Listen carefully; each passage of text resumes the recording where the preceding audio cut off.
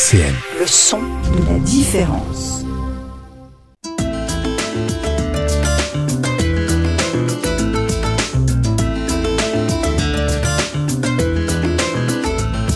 Les masques tombent sur RCN. Bonjour et bienvenue dans Les Masques tombent, votre émission qui parle de culture et de vie associative à Nancy. Et nous sommes toujours dans cette édition spéciale Ligne de vie à l'occasion de l'inauguration du nouveau trolleybus à Nancy. Et au départ du voyage de Ligne de vie, il y a une idée, raconter et faire vivre les histoires individuelles et collectives du territoire du Grand Nancy pour célébrer la transformation de la ville et accueillir donc le nouveau trolley.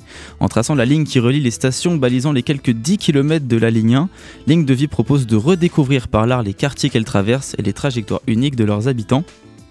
4 communes, 11 équipes artistiques, de nombreuses associations, des professionnels, des habitants, des écoliers, des jeunes, des retraités.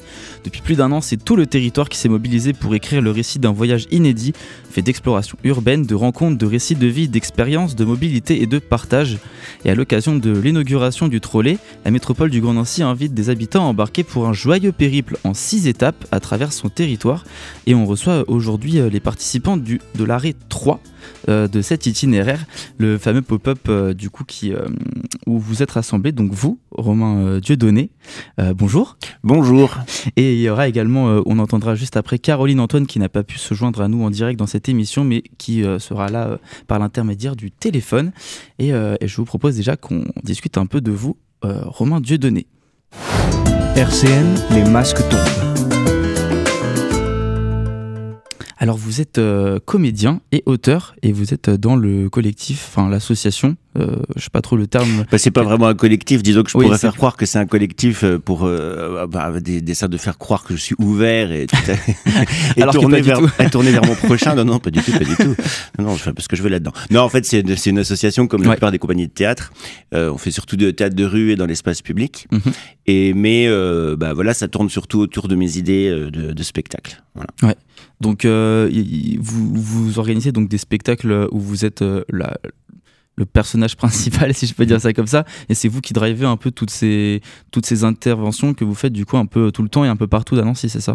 C'est un petit peu ça. Alors en fait, la compagnie elle a une dizaine d'années, puis elle a été créée autour d'un spectacle, surtout d'un personnage qui s'appelle Ludovic Fuchtelkeit, spécialiste sur commande, et qui propose des visites guidées et des conférences sur mesure. En fait, à partir de thématiques données, à chaque fois c'est une réécriture nouvelle. D'accord. Et c'est surtout dans rue, espace public. Voilà. Donc ça, c'est un spectacle qui a tourné quasiment 500 fois. Et puis on a fait tout un tas d'autres choses, notamment notre dernière création qui date de 2023 et qui tourne. Parce que la semaine dernière, on était en Occitanie, vers Carcassonne, par là encore pour le jouer, qui s'appelle Jo et le salut des craves, qui est un spectacle tout public, familial, on va dire, qu'on joue aussi en tout public, en scolaire. Donc Jo et le salut des craves, c'est un spectacle en marionnette et musique. Et sur scène, je suis accompagné par Lise Garnier, musicienne mondialement connue. C'est un peu la Janis Joplin du Grand Est, en vivante. Rien que ça. Oui.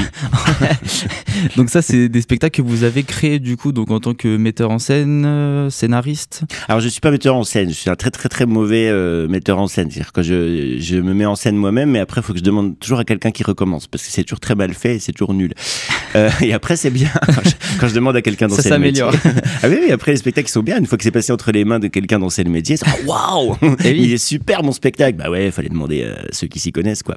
Non, mais je suis comédien, auteur.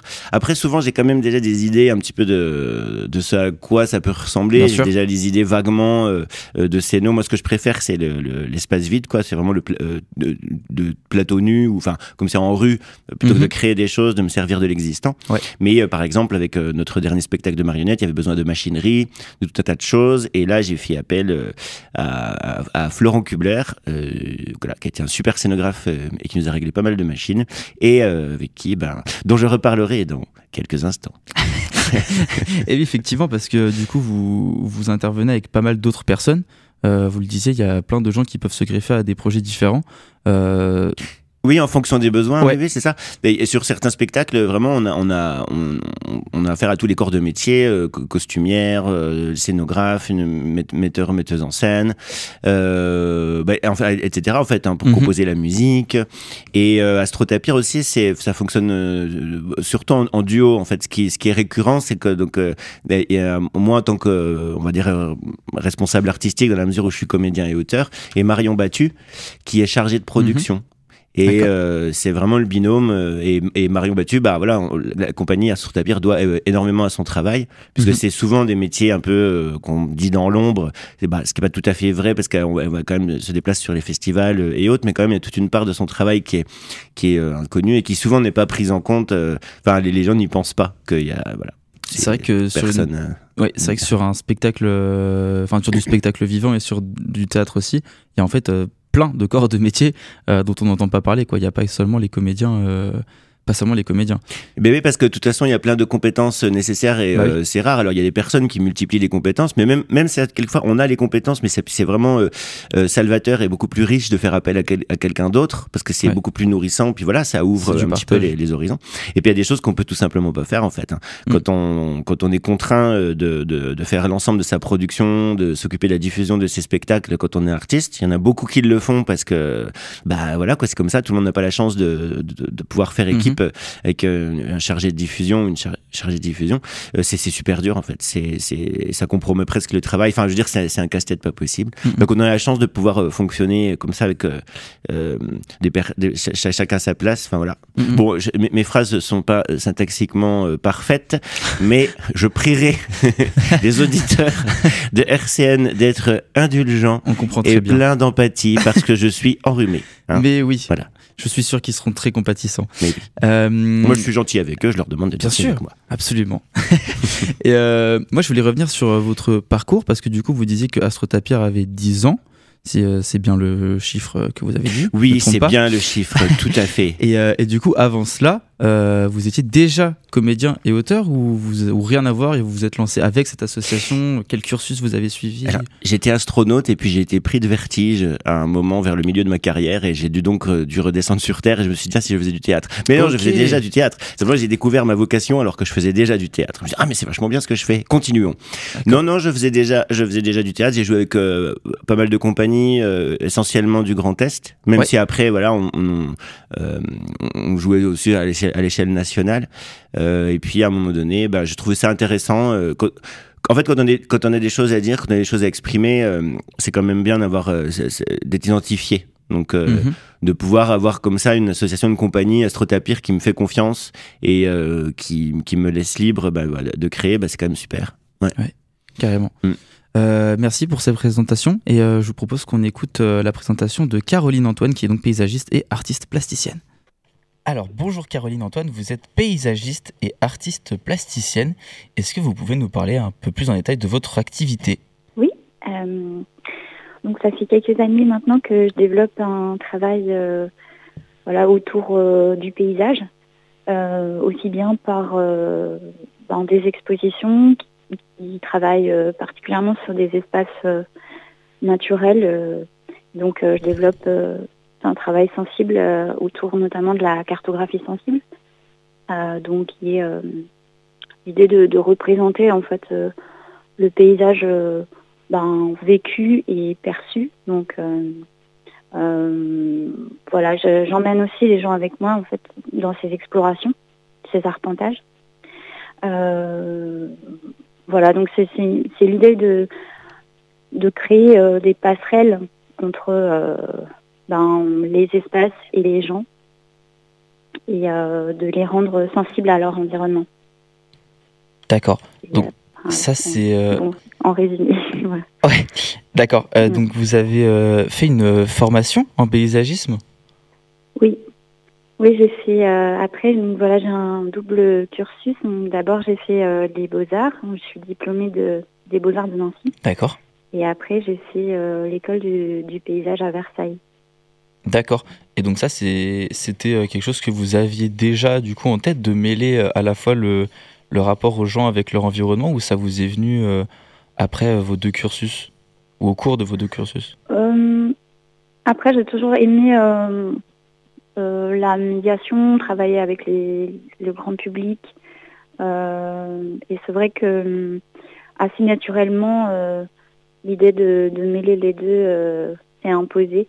Puis c'était en fait une suite assez logique finalement après avoir fait vraiment m'être formée aux arts plastiques, de m'être dit ici je travaillais principalement sur le paysage, sur les espaces, sur les lieux, parce que j'ai une sensibilité particulière aux espaces naturels notamment. Et donc voilà, c'était assez naturel de travailler. Enfin bon, je répète le mot naturel, mais c'était finalement quelque chose d'assez spontanément. Je vais vers ça, quoi. C'est assez évident pour moi qu'il faut que j'aille vers ça. Et justement, d'où vous vient cet attrait pour le naturel, pour les environnements les environnements naturels, je sais pas, c'est peut-être des forêts, du coup, oui, alors c'est vraiment aussi un constat que j'ai pu faire que souvent, notamment en milieu urbain, en périurbain, on peut avoir des difficultés à relier des espaces entre eux. Donc c'était aussi mon envie d'être en quelque sorte médiatrice des espaces, médiatrice du vivant. C'est avant tout ça qui me touche, c'est les continuités, en fait, ce qu'on appelle les continuités paysagères, les trames vertes, bleues. Maintenant, on parle même des trames brunes pour les sols. Donc, c'est tout ce qui permet, en fait, aux vivants de se déplacer. Et même, bien sûr, l'humain étant aussi inclus dedans, pas simplement, les animaux, les végétaux, et l'humain, en fait, c'est tous ces liens qui m'intéressent et que je travaille. Et finalement, la cartographie, c'est en quelque sorte mon outil privilégié pour permettre de retranscrire ça, en fait. Retranscrire en même temps le lien aux espaces, comment les espaces peuvent continuer, comment on crée des continuums, en fait, et où est-ce que l'humain trouve sa place là-dedans. Parce que moi, en tant que paysagiste, mon rôle, c'est de faire en sorte que ces espaces puissent être appréhendés par le grand public, puissent être comment on entre en contact, en relation avec les espaces. C'est tout mon travail. Est-ce que selon vous, il y a justement une passerelle évidente et, je dirais, indispensable entre l'art et le paysagisme, c'est-à-dire l'étude du rôle, de la création plutôt, l'optimisation même d'un paysage pour l'homme? Est-ce que pour vous, c'est une passerelle obligatoire pour tout bon paysagiste qui se respecte ou pas du tout? Pour moi, le paysagiste conçoit aussi des œuvres. C'est ma façon de voir, c'est aussi la façon dont en parle Gilles Clément. Il parle beaucoup de co-signature et je le rejoins aussi sur cette idée que finalement le paysagiste co-signe ses aménagements parce qu'en fait il n'y a pas que le paysagiste qui vient, il y a finalement la nature elle-même, les végétaux qui sont vivants, les utilisateurs, les humains qui occupent ces espaces. Et puis, il y a les jardiniers qui les entretiennent. Donc, finalement, on est sur une co-signature, une œuvre commune. Donc, moi, j'aime bien parler d'œuvre pour parler des aménagements, oui. Parce qu'il y a quelque chose, une œuvre totale, finalement. C'est un petit peu l'idée de créer des espaces qui soient vivants, qui soient en même temps beaux et qui invitent à la réflexion. Et c'est aussi le rôle de l'artiste d'essayer d'aller plus loin et de créer des espaces qui amènent à penser son rapport au monde. Et vous parliez du fait que vous êtes artiste plasticienne, du coup. Vous pratiquez quels arts plastiques ? Donc moi je pratique principalement la peinture, le dessin, mais je réalise aussi des installations. Notamment, là j'ai une exposition qui va commencer la galerie Poirel le 26 mars d'ailleurs prochain, un vernissage à 18h, vous êtes les bienvenus, qui montrera une partie de mon travail. Donc c'est beaucoup, ça tourne beaucoup autour de l'installation et la peinture est à sa place aussi, plutôt de la peinture avec des encres ou de l'aquarelle. Merci à Caroline Antoine pour sa présentation et je vous propose qu'on arrive dans un instant juste après avoir écouté L'Unica Chance de Adriano Calentano. RCN, les masques tombent. C'était donc l'Unica Chance de Adriano Celentano. Peut-être que j'arrivais à le prononcer un jour. Pardonnez, chers auditeurs, mon accent espagnol. Non, c'est italien. Italien, on est d'accord. Mais votre accent n'était pas italien. Ah non, on vous pardonne. Purement français. Vivement l'IA dans les radios associatives. Non, arrêtez, on va tous finir foutre la clé sous le tapis, c'est terrible. Donc nous sommes toujours avec Romain Dieudonné et Caroline Antoine qui est indirectement avec nous et on est donc toujours en train de discuter du pop-up Ligne de Vie, donc le 3e sur cette semaine d'inauguration. Et ici, donc, ce sera proposé par donc, la compagnie Astrotapir qu'on a présenté un petit peu auparavant, soutenu par l'expertise des écoliers de Brabois et de l'artiste donc Caroline Antoine qui nous conduiront à explorer ce bout de la ligne de l'arpentage de nos paysages familiers à une envolée fantastique vers de nouveaux paysages rêvés. Donc ça c'est l'atmosphère générale de ce pop-up, si on peut le dire comme ça. Comment ça s'est créé, cette intervention dans le projet Ligne de Vie et ce pop-up Eh bien, Ligne de Vie, c'est un projet participatif, donc ça faisait partie un peu du cahier des charges. En fait, quand on s'engageait pour répondre à cet appel à projet, il fallait travailler avec la parole des habitants. Alors, personnellement, ça me semblait un peu compliqué sur le plateau de Brabois d'aller faire des interviews, d'aller passer du temps, mais c'était une des possibilités. Ouais. Mais ça avait déjà été fait, en fait, en amont, par des personnes de la métropole qui avaient déjà recueilli beaucoup de récits des habitants. Et moi, ça m'intéressait de travailler avec le jeune public, donc assez tôt, j'avais émis l'idée de possiblement travailler avec l'école de Brabois, donc ça s'est fait un peu tardivement, donc pour plein de raisons, mais on a surtout travaillé en janvier-février. Donc ce qui est super, c'est que l'équipe enseignante elle a été vraiment super, quoi, vraiment extrêmement ouverte, partante tout de suite pour faire des choses. Donc j'ai fait, avec les enfants, on a travaillé sur le trolley du futur, qu'ils imaginent leur moyen de transport du futur. Ouais. Donc on a eu des temps de réflexion collective, et puis ensuite j'aurais fait faire des dessins, et de dessiner leurs moyens de transport, et ensuite de décrire leurs dessins, d'écrire les caractéristiques Adriano Celentano. 1, 2, 3. Bonsoir. Caractéristiques techniques de leur véhicule, à quelle vitesse, combien ils pouvaient transporter de personnes, ils allaient de où à où, etc. Donc c'est super parce que les enfants, pour ça, c'est vraiment vachement sur l'imaginaire, ils peuvent partir très loin. Très loin, ouais. Et puis donc ça fait quand même 5 classes, donc du CPE CM2, donc évidemment ça fait tout un tas d'imaginaires différents, une maîtrise du dessin qui est très différente selon les niveaux. Et je leur ai proposé aussi de proposer oralement, puisque quand même on est une compagnie de théâtre, donc le dialogue en interne dans l'école, en fait, de faire des petites présentations orales en s'entraidant les uns les autres de leur véhicule, avec leurs dessins.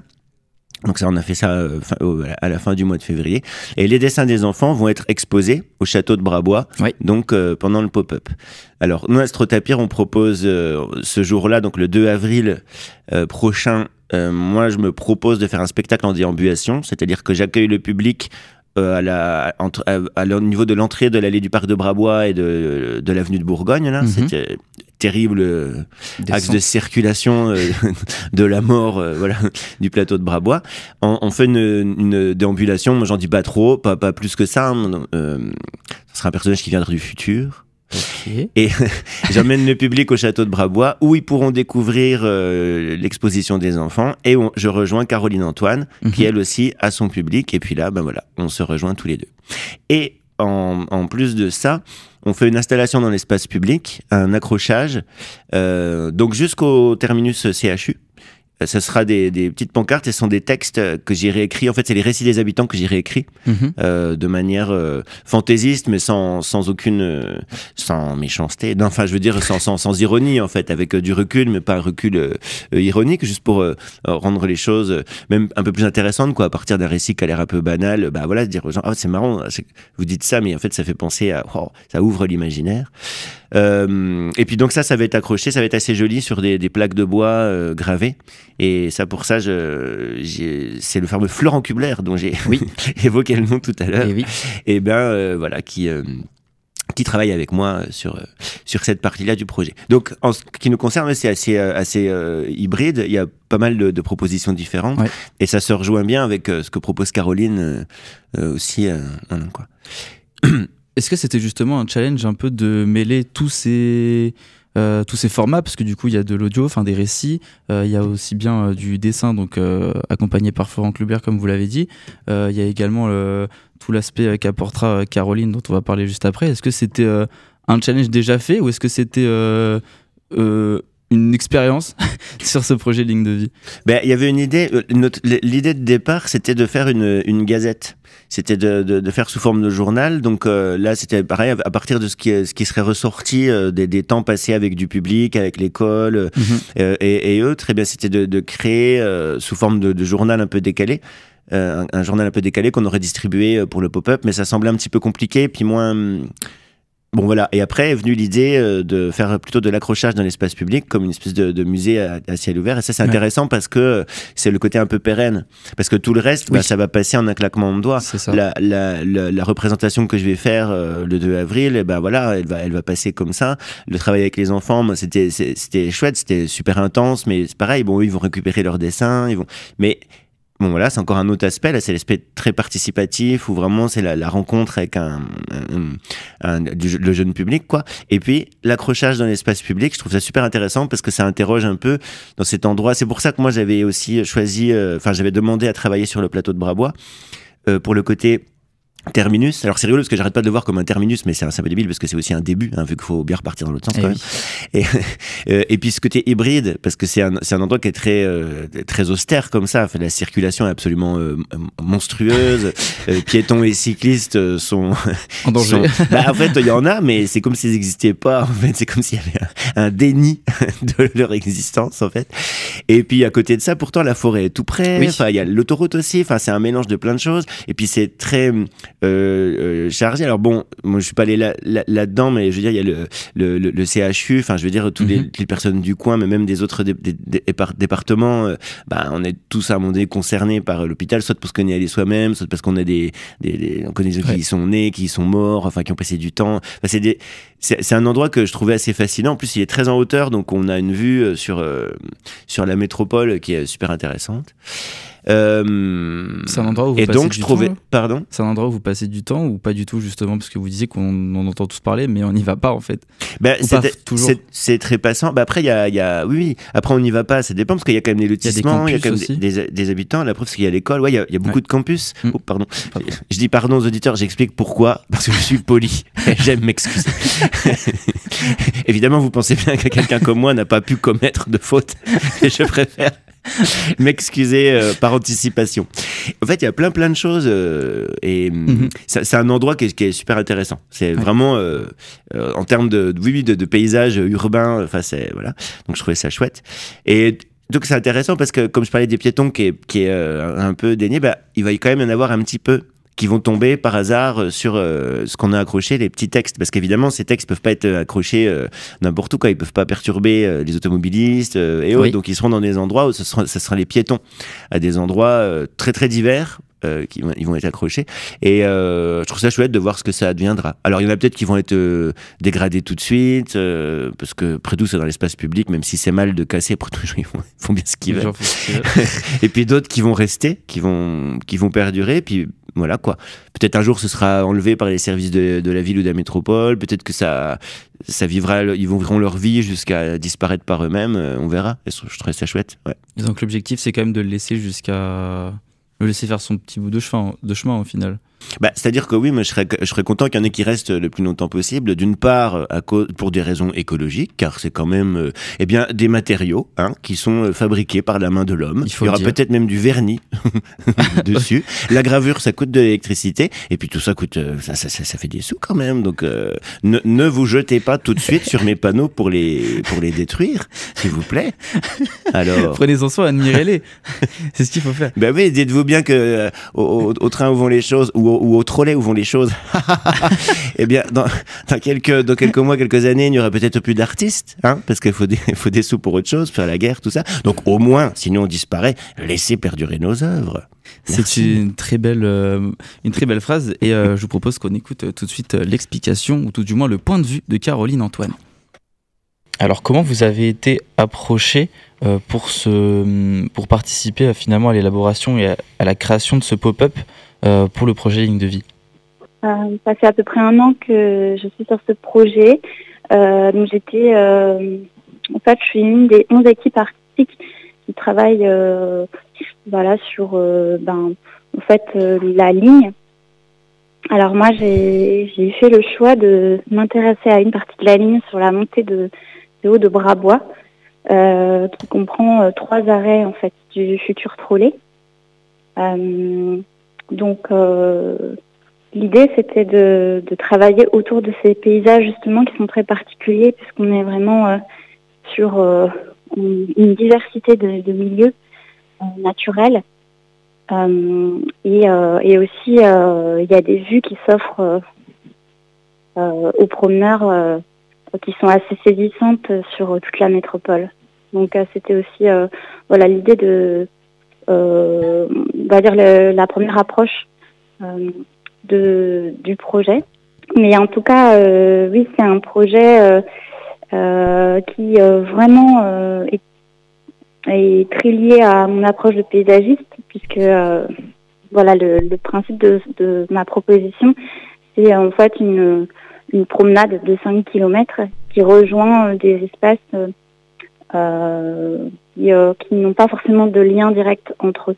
Donc c'est vraiment l'idée de la médiation d'espace et aussi j'ai organisé du coup 3 marches avec des habitants, des habitantes et des habitants, et où là je les invitais à peindre et écrire ce qu'ils voyaient en fait de ce parcours, sur ce parcours.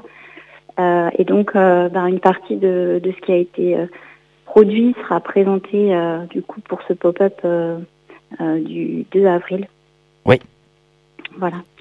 Et ce sera possible aussi de participer sur ce pop-up justement à créer par exemple également lors de l'événement, où vous avez déjà recueilli toutes ces créations et ensuite vous les exposerez? Ça a déjà été produit. Alors après, moi, mon idée, c'est que le projet continue, puisque la ville de Vendeuvre serait intéressée pour pérenniser le parcours des 5 km pour vraiment en faire un itinéraire de promenade pérenne, avec peut-être aussi l'installation de mobilier. On ne sait pas encore trop comment ça va se dessiner vraiment. Mais disons que l'idée, ce serait que ça continue, que le projet se pérennise, pour que inviter à faire de nouvelles marches. J'ai également eu l'occasion de faire cette marche avec un botaniste du jardin botanique de Sézenec. Et c'était vraiment intéressant aussi parce que ça m'a permis de comprendre les mouvements de ces milieux naturels, et puis un regard de botaniste, c'est très intéressant quand on parle de paysage, évidemment. Et puis il a une vision aussi historique sur l'évolution des milieux. Donc moi j'imagine que cette balade, elle pourrait aussi faire l'objet d'une invitation au grand public à venir découvrir cette balade, mais au travers du regard de spécialistes, donc botanistes, mais aussi artistes, géologues.